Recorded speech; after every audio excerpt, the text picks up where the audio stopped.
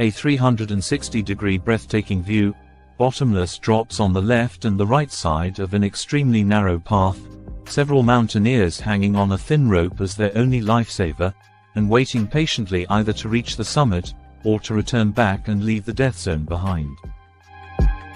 That's the usual scenery around the summit of any of the world's highest peaks in the Himalayan or Karakoram mountain ranges.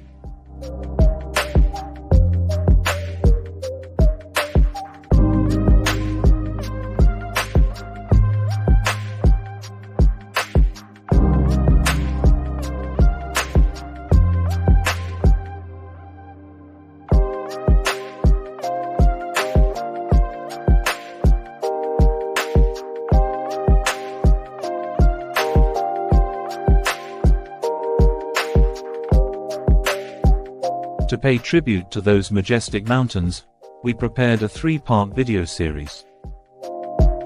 In Part 1, we review Shisha Pangma, Gasherbrum 2, Broad Peak, Gasherbrum 1, and Annapurna. Part 2 introduces Nanga Parbat, Manaslu, Dhaulagiri, Cho-Oyu, and Makalu. In this third part of the series, we will have a closer look at the top 4 of all above 8,000-meter high mountains on our planet, namely Lhotse, Kangchenjunga, K2 and Everest. They are way too important to be highlighted in video sections with a duration of just a few minutes. Therefore, links will lead you to videos that are exclusively focused on those giants, providing in-depth analysis about each of them. To watch, kindly click on the information cards which will appear on the top right corner of the video screen. Before proceeding to the reviews, it is appropriate to remember the pioneering legends of mountaineering, who managed to scale all of the 14 above 8,000-meter peaks. As shown in this historical footage from 1980s, the first ascents of mighty mountains, without supplementary oxygen, fixed ropes along the routes, and any other Sherpa support, were real adventures. Most of the legendary mountaineers used to choose conquering Himalayan peaks in alpine style. As opposed to expedition style with heavy gear and several high camps, alpine mountaineers pack light, move quick, and make a swift push to the summit. Not at all. As a matter of fact, he practiced what he preached. In 1978, Messner reached the summit of Everest together with his friend Peter Habeler. This was the first time any human being had been at those altitudes without supplemental oxygen. Messner and Habeler achieved what certain doctors, specialists, and mountaineers thought impossible. He repeated the feat of climbing Everest in 1980, this time alone without Habeler, from the Tibetan side during the monsoon season. This was Everest's first solo summit.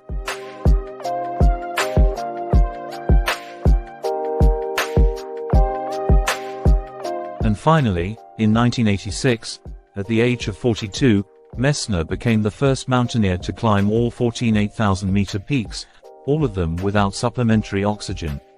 It took him 16 years to accomplish this task, because in 1970s and early 80s, such an unimaginable task did not even exist. His first above 8,000 meters summit success was during an expedition to Nanga Parbat in 1970. Reinhold Messner and his brother Gunther Messner reached the summit of Nanga Parbat, but they had to pay a very high price for this achievement. Gunther died 2 days later on the descent of the mountain's Diamir face. Reinhold survived but lost 7 toes, which had become badly frostbitten during the climb and required amputation. During the next 16 years after summiting Nanga Parbat, Reinhold Messner climbed those mighty mountains one by one. While doing so, he put emphasis on conquering the peaks via never-climbed-before routes, like the first ascent of Annapurna's unclimbed northwest face. His friends, Hans Kammerlander and Friedel Muchelchner, were in most of the successful attempts his trusted companions. The 14th peak on his list was Lhotse. In the 1986 climbing season, immediately after his descent from the summit of Makalu, Messner took a direct helicopter flight from the Makalu base camp to the Everest base camp, for being able to summit Lhotse before winter broke.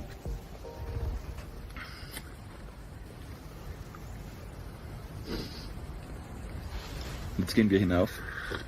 We're going to start up now, and if the weather gets better, in other words, not like tonight, but like the weather report said with the southeast monsoon, Südostmonsun. and if we stay up, then we should be back in about a week if everything goes okay. Wenn alles klappt.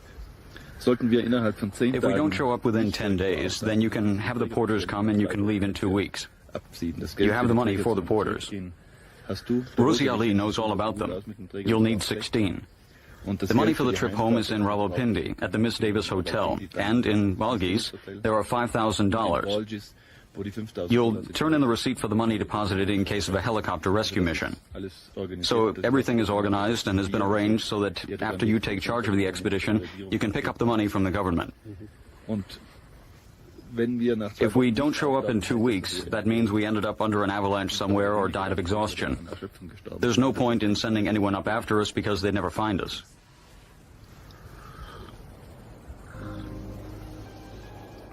Besides mountaineering, the exceptional explorer Messner was the first human to cross Antarctica and Greenland, with neither snowmobiles nor dog sleds.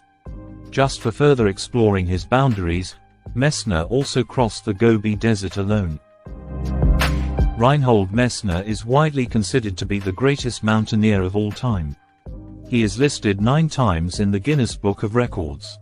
All of his achievements are classed as world's firsts, or historical firsts.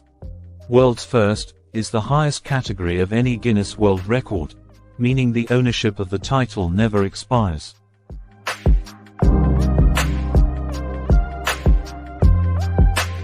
After Messner paved the way, and showed the world what humans are capable of achieving, the Polish mountaineer Jerzy Kukuczka also dedicated himself to climb all of the 14 peaks. Despite being a mine worker in communist-ruled Poland, and therefore having very limited financial resources, and facing travel restrictions, Kukuczka accomplished that goal, to become the second man who summited all above 8,000-meter peaks. Kukuczka climbed all 14 peaks except Lhotse, by new routes, or in winter. He is the only person to have climbed 2 above 8,000-meter mountains in one winter. His ascents of Choyu, Kangchenjunga, and Annapurna were first winter ascents. His ascent of K2 was made in alpine style. That route, the so-called Polish line, has not seen a second ascent since over 38 years until today. Reinhold Messner, upon hearing that Jerzy Kukuczka had completed all 14 8,000-meter peaks, wrote to him to congratulate. "You are not second, you are great." Tragically, after only 2 years of achieving this success, Kukuczka died while attempting to climb the unclimbed south face of Lhotse on the 24th of October 1989. He was leading a pitch at an altitude of about 8,200 meters or 26,900 feet, when he fell around 2,000 meters or 6,560 feet to his death. His body was never found. Jerzy Kukuczka is widely considered within the mountaineering community to be one of the best high-altitude climbers in history. He is remembered as a mountaineering legend.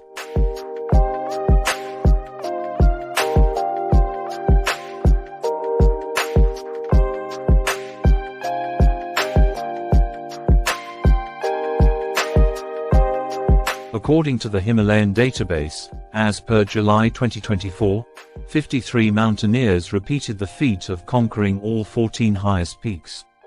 However, most of them used supplemental oxygen while climbing at altitudes above 7,000 meters. We will now proceed with the review of the top 4 highest mountains on our planet.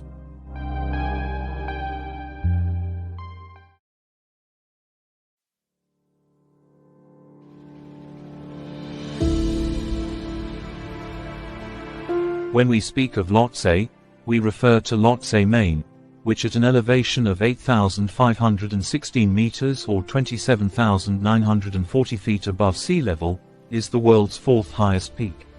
Mount Lhotse is located on the border between Nepal and the Tibet Autonomous Region of China. It lies just south of Mount Everest, hence the name Lhotse means in Tibetan, South Peak. The distance between the summits of both mountains is only 3 kilometers, or 1.86 miles. With Everest to the north, and Lhotse to the west, Lhotse forms the apex of the massive horseshoe-shaped arc of the Everest Massif.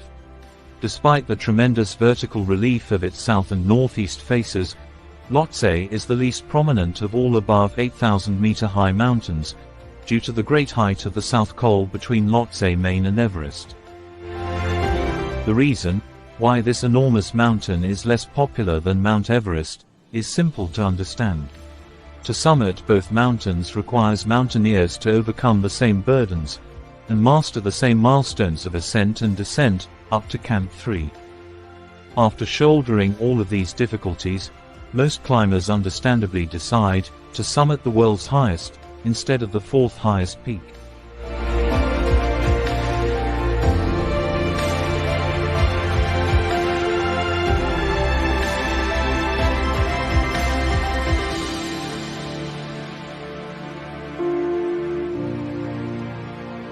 The main ridge of the mountain features 4 distinct summits, remarkably, all with an elevation of above 8,000 meters.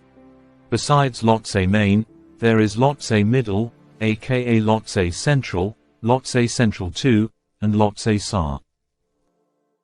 The main summit of Lhotse was first climbed on the 18th of May 1956, by the Swiss team of Ernst Ries and Fritz Luxinger, members of the Swiss Mount Everest Lhotse expedition.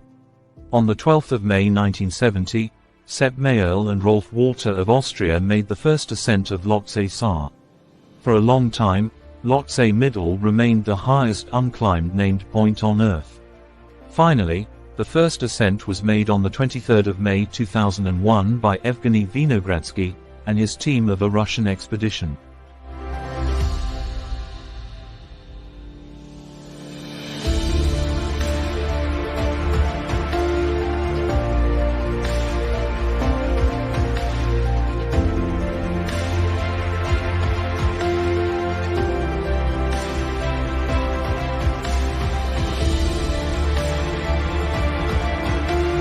In March 2018, the renowned mountaineer and skier Hilary Nelson, together with her partner Jim Morrison, went on an expedition to climb Lhotse Main, and immediately after reaching the summit, start with the first ski descent of this prominent peak. In just 18 days after starting the route from base camp, Nelson, Morrison, and the team of Sherpa mountain guides were ready for the summit attempt. On September 29, all 5 Sherpa left Camp 2 around 1 a.m. The plan was for all of them to climb to Camp 3 and beyond, fixing lines through the yellow band. On the 29th, the Sherpa guides returned to Camp 3 at about 8 p.m., exhausted but also very excited about their success in fixing ropes along the complete route to the summit. The following morning, around 2 a.m., Nelson, Morrison, and 3 Sherpa guides left Camp 3. It was a clear night but cold, and the wind was blowing just enough to cover the tracks from the previous day's climb.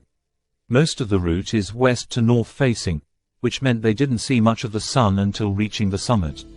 They climbed the route they intended to ski, so they were able to get a very good feel for the conditions as they ascended. It took them about 12 hours to climb 1,220 meters, or 4,000 feet to the top of Lhotse. The strenuous climbing conditions translated into better ski conditions than they could have ever hoped for, on such a massive and exposed mountain.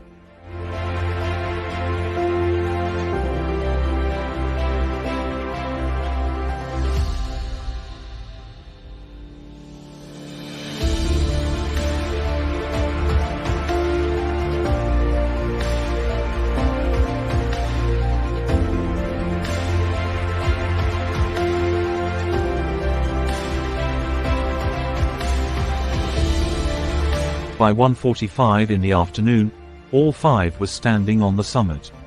The sun and the view were both incredible. They stayed on the summit for almost 45 minutes, before the wind began to pick up.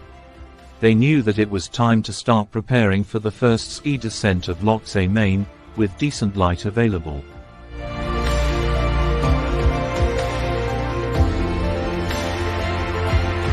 Jim Morrison was the first to make turns off the steep summit pyramid, with Everest in the background.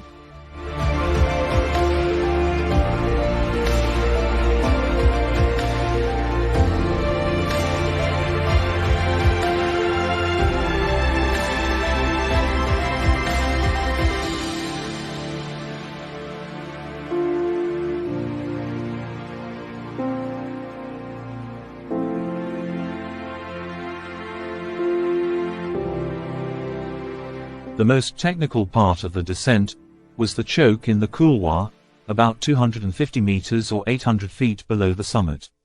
The snow was the most complicated in this spot. The pitch rolled close to 55 degrees, and it was only about 180 centimeters or 6 feet wide.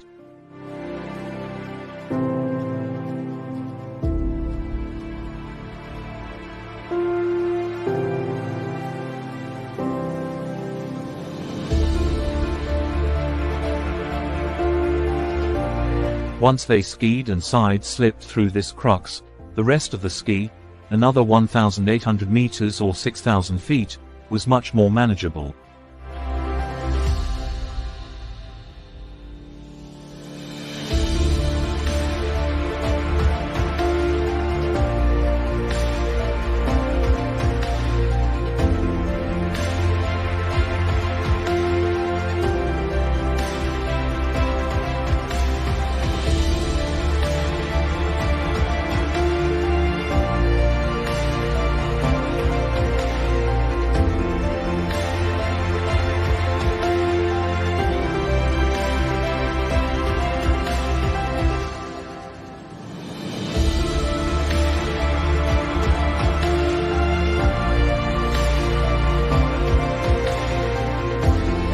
Exactly 4 years after this success, on September 26, 2022, Hilary Nelson and Jim Morrison were about to repeat the same accomplishment on Manaslu. Tragically, during the ski descent, Nelson was swept away by an avalanche and lost her life. She was an inspiration for female mountaineers worldwide.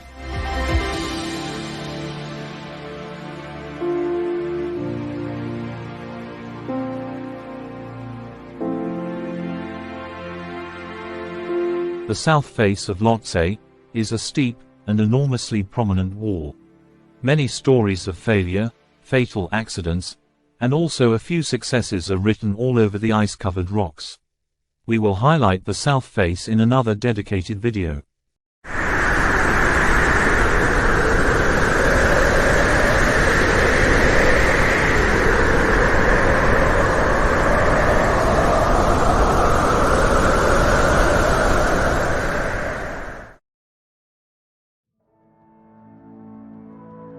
Kangchenjunga derives its name from the Tibetan language, which translates to the 5 treasures of the high snow.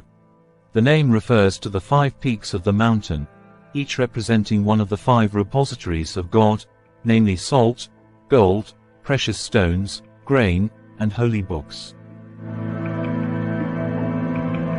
Kangchenjunga is not a solitary mountain, but a massive range with 16 major peaks over 7,000 meters, including 4 peaks above 8,000 meters. Kangchenjunga Main stands at an impressive elevation of 8,586 meters or 28,169 feet, and is the 3rd highest mountain in the world. West, central, and south are the other above 8,000 meter peaks, close to the main summit. Kangchenjunga Massif is situated in the eastern part of the Himalayan range, straddling the border between Nepal and the Indian state of Sikkim. The trek to the base camp of Kangchenjunga follows the picturesque Kangchenjunga Conservation Area, offering stunning views of the mountain and the surrounding landscape.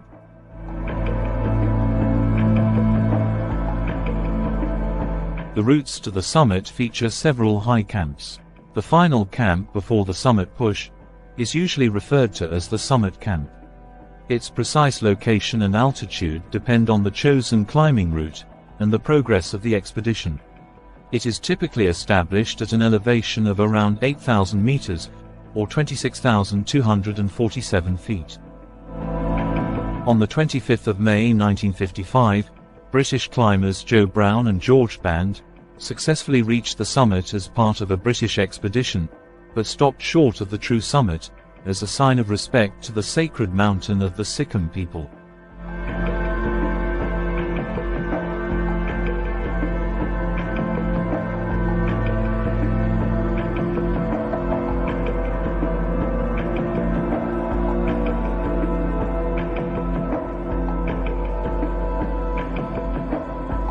The spectacular view from the summit of this truly majestic mountain is the reward that mountaineers aim to receive through their successful climb to the top.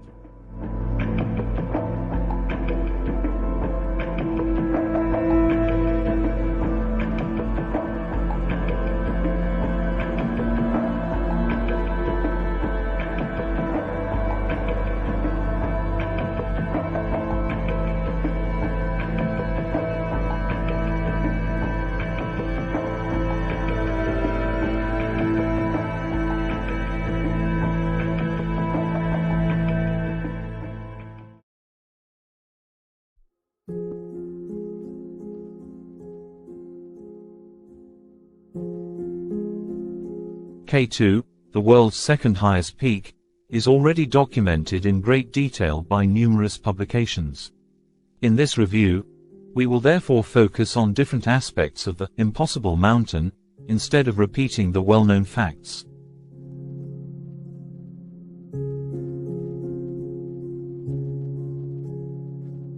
Watching paragliders taking off from a steep hill might lead to the conclusion that this footage was probably shot on a mountain in the European Alps. However, the scene shows K2 and the paragliders starting their flights from Camp 4.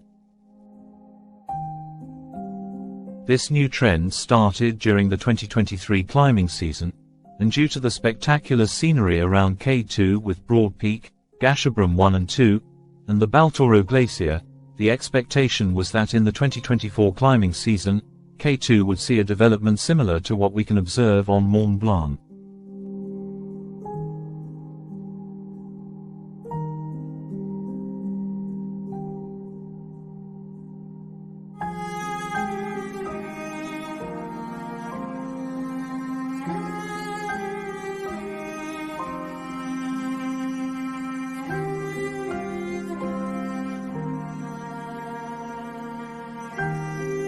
The new challenging goal for paragliders worldwide was declared as achieving the first landing on the K2 summit with a paraglider, and of course, the first descent from the summit.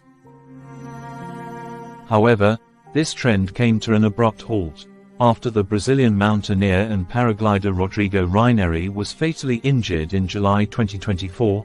The Pakistani authorities banned the use of paragliders on and around K2. Therefore, instead of simply landing on the summit within minutes, mountaineers still need to climb K2 according to the rules of alpine or high-altitude climbing, along several routes.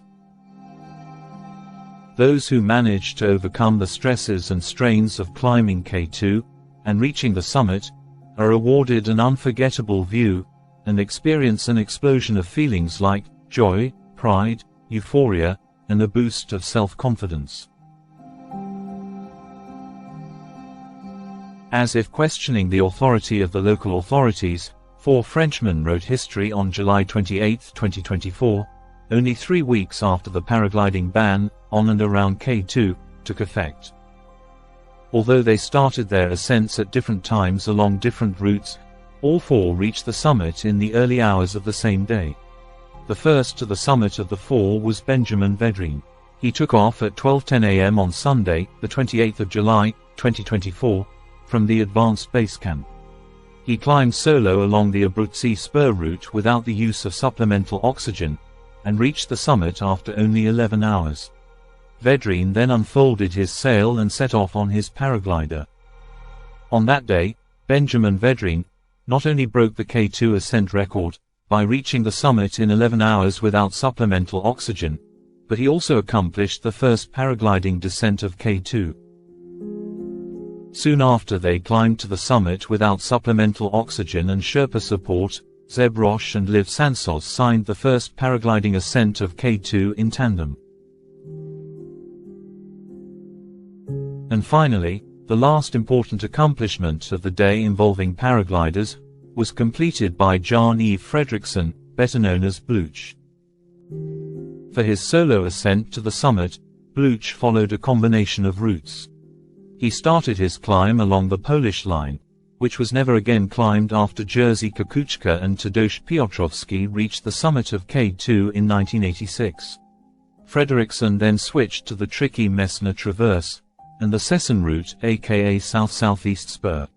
At the altitude of Camp 4, he started to follow the Abruzzi Spur route to finish the ascent. As the reason for this complicated combination of different routes, Fredriksson simply explained, "I just hate crowds." Fredriksson reached the summit at 3 p.m. The takeoff for the descent was very difficult due to the absolute lack of wind, he said. "I spent some 90 minutes trying, but the paraglider didn't inflate enough to hold me. Finally, a gust of wind came and it was just enough to hold me."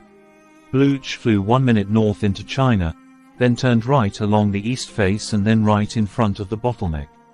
He landed in soft snow, 5 meters away from his tent at 6,600 meters, after a 20-minute flight from the summit. If the paragliding ban will be enforced more strictly, or lifted in the upcoming 2025 climbing season, is not yet announced.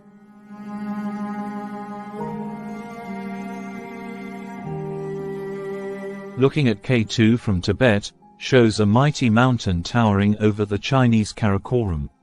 The impressive prominence of K2 appears somehow more visible than compared with the view from the Pakistani south side. The difficult North Ridge on the Chinese side of K2 was climbed in 1982. A team from the Japan Mountaineering Association, led by Isao Shinkai and Masatsugo Kanishi, put 3 members, Noi Sakashita, Hiroshi Yoshino, and Yukihiro Yanagasawa, on the summit on the 14th of August. On the way back from the summit, Yanagasawa fell and died.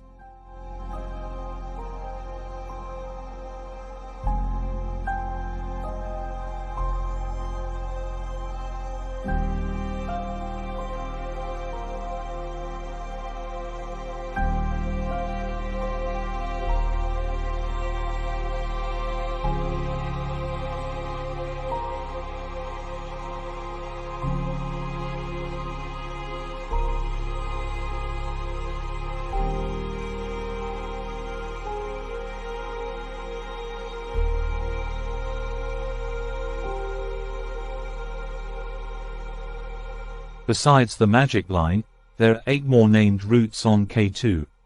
They are called the Sesson route, Northeast Ridge, North Ridge, South Face better known as the Polish Line, Northwest Face, Northwest Ridge, and the West Face including the Abruzzi Spur, aka the Southeast Ridge.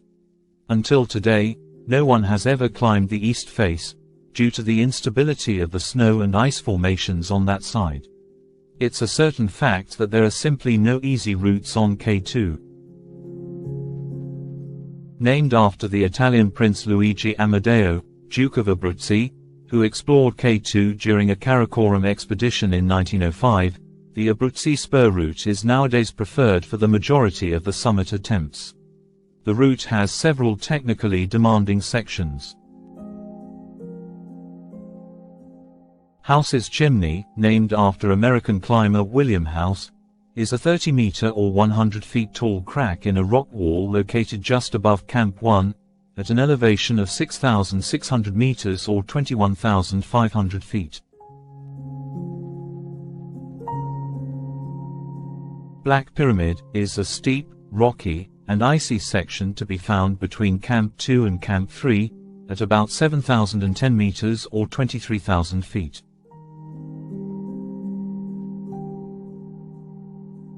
Above the Black Pyramid, dangerously exposed and difficult to navigate slopes lead to an easily visible open area, called the shoulder.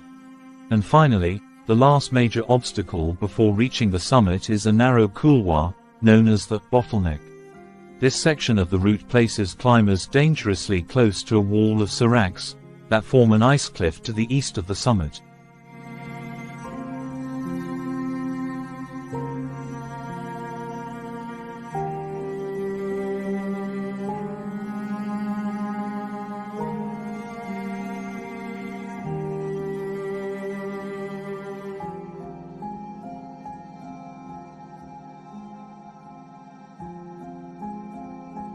Despite the recent hype, popularity, and increasing allure of K2, the Mountain of Mountains still manages to preserve its magical aura. Unlike Everest, with unacceptable scenes caused by mass tourism and total commercialization of high-altitude climbing, mountaineers can be rightly proud of their K2 summit success.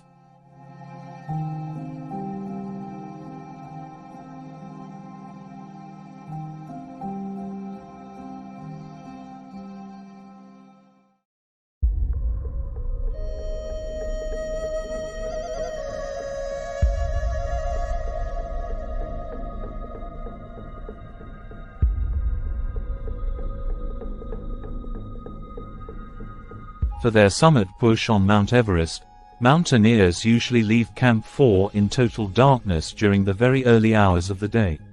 And, when the sun starts rising, the climbers get rewarded with a stunning view of the surrounding Himalayan peaks.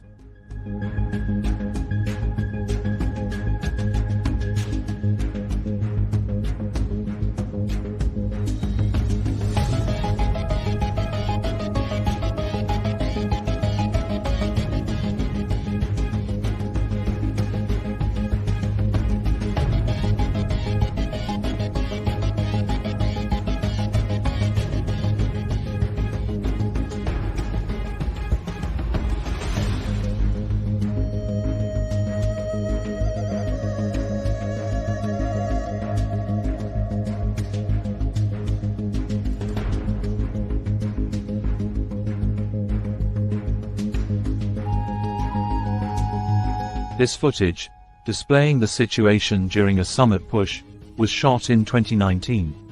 Especially since the climbing season of 2022, a drastic change in several parameters occurred on and around Everest. One of those parameters is the high number of issued climbing permits by the government in Kathmandu.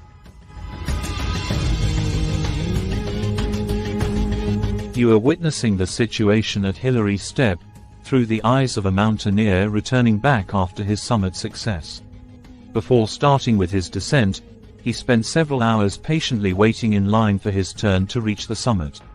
The crowded narrow passage forces everyone to constantly attach to and unclip again from the only fixed line in both directions. These are the scenes from the 2024 climbing season. The extremely long time spent in the dead zone makes any attempt to summit Everest without supplementary oxygen simply impossible.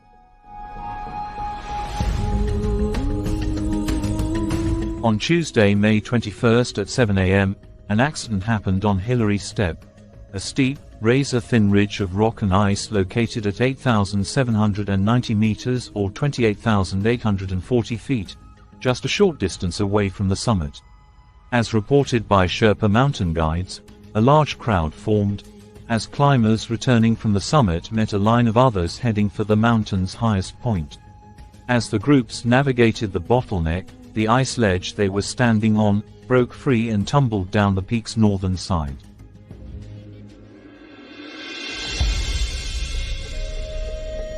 Eyewitnesses told Everest Base Camp officials that 6 climbers fell on the mountain's sheer Kangchenjunga face, which towers over Tibet. 4 were saved by the fixed rope they were attached to, and could be pulled up by Sherpa guides.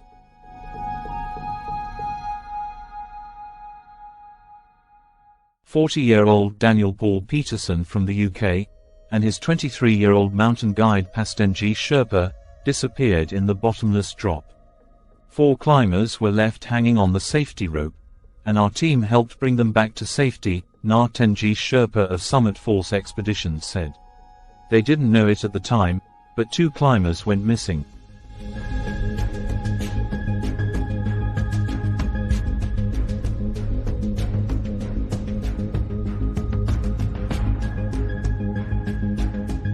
To avoid scenes like in a theme park, we recommend mountaineers with prior high-altitude climbing experience and some technical climbing skills to summit Everest during the upcoming seasons from China's autonomous region of Tibet.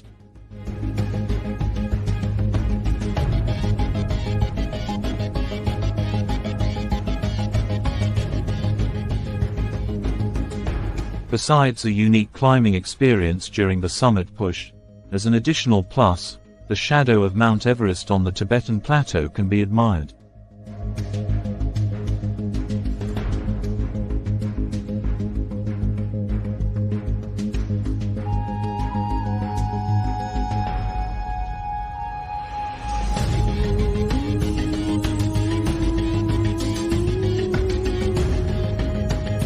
We hope that you liked watching this video and got some value out of it. If you haven't yet, please make sure to watch the first 2 parts of this video series, highlighting the world's 14, above 8,000 meter high mountains. We would very much appreciate it if you would consider subscribing to our YouTube channel and let us know your opinion in a comment. Thank you.